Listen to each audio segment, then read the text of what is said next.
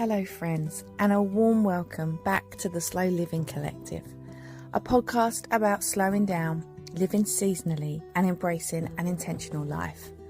I'm Amy, 30-something mum of two, homemaker, home educator and allotment gardener. These podcasts are love notes from me, sharing the things I sometimes need to hear myself.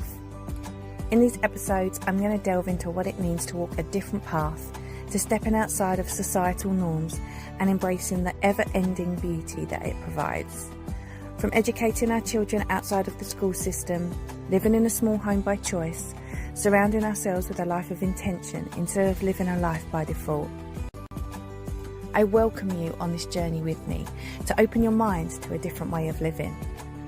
I hope you find what you're looking for within the words of these podcasts, and I hope that they speak to you in your own unique way.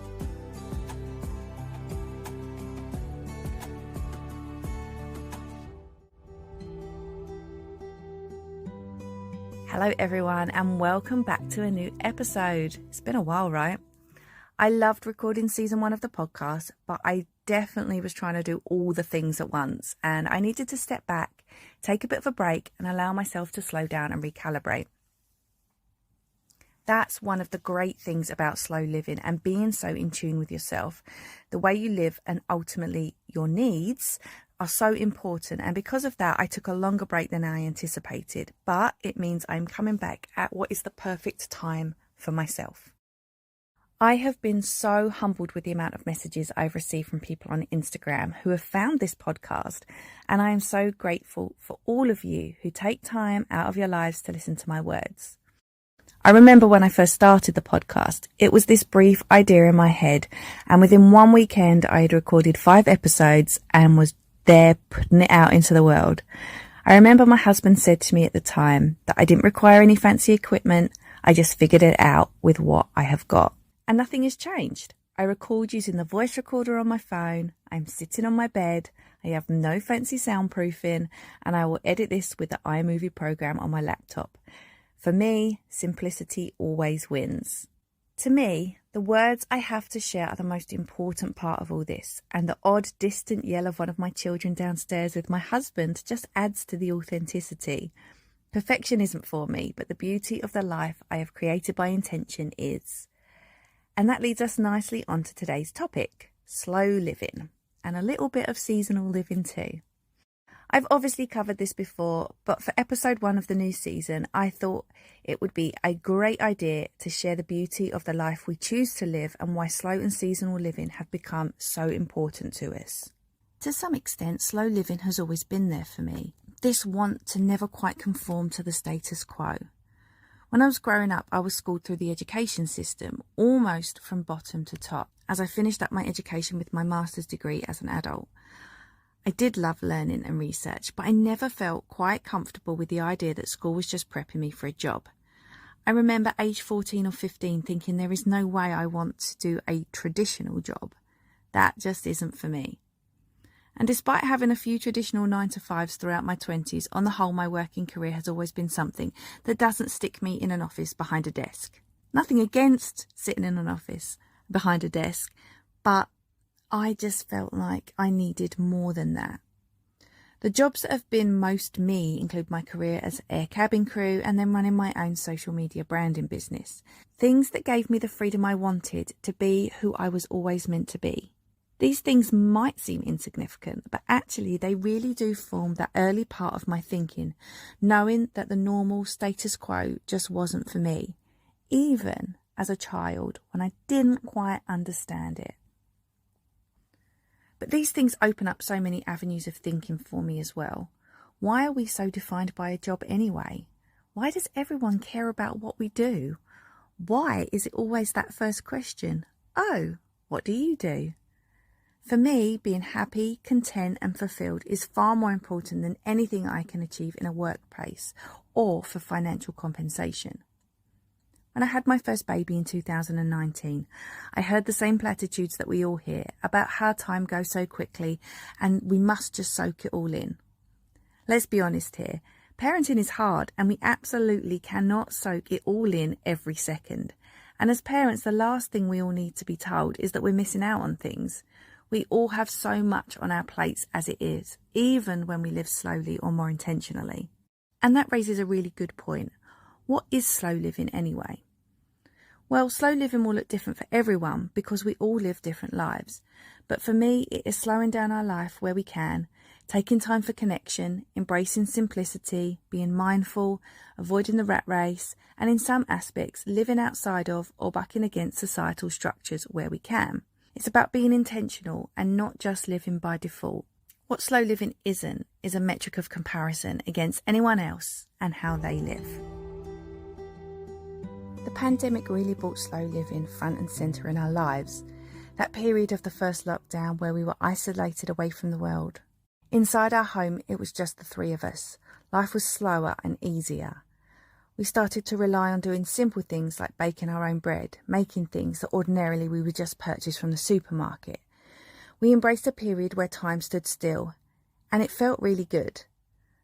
The pandemic was a hard time for us all for so many different reasons, but this connection to ourselves and our survival really brought home to us how much we wanted to continue to live this way.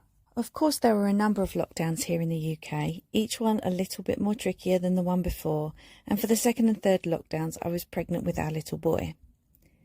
Despite its difficulties, the pandemic showed us clearly that this was the path we were meant to follow, and we've been living this way ever since.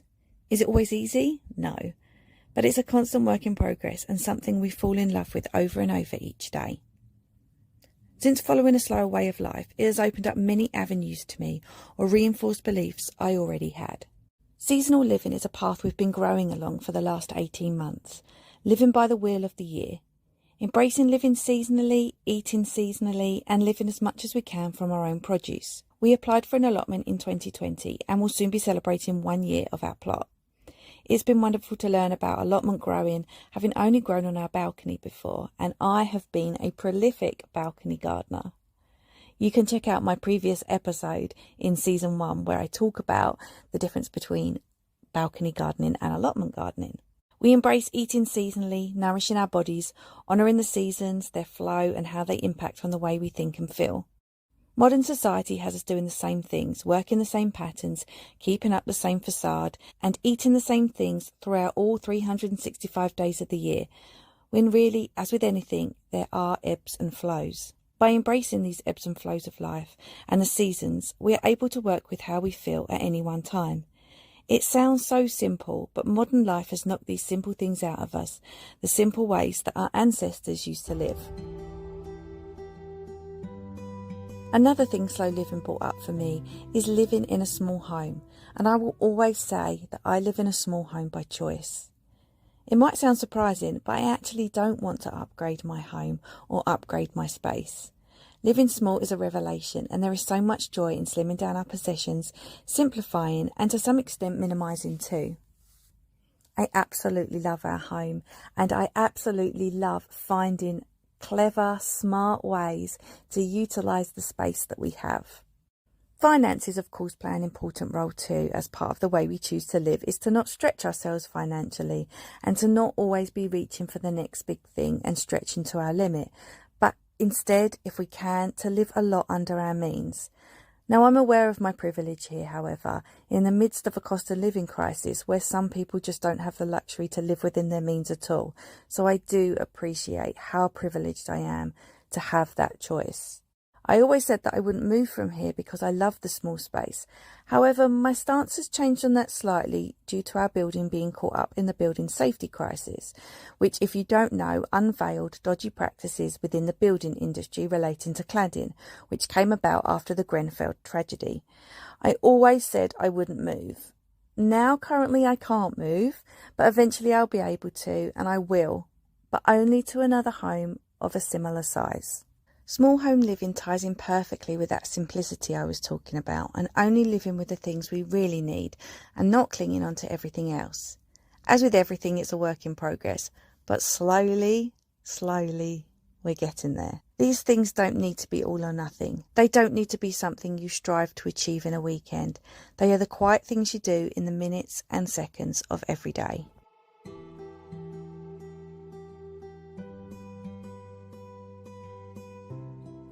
Thank you so much for tuning into today's podcast. I'm so beyond grateful to have you here. Community is so important to me, so I would love to chat with you over on Instagram. You can find me on my account, Life on Plot 44. My podcasting friends have always told me podcasts live and die by their reviews. So if you're able to leave a rating or a review on mine, I would appreciate that so much. And of course, if you're able to share what I do here on your social platforms, I would be so grateful too. Thank you again for tuning in, and I'll be back soon with another podcast.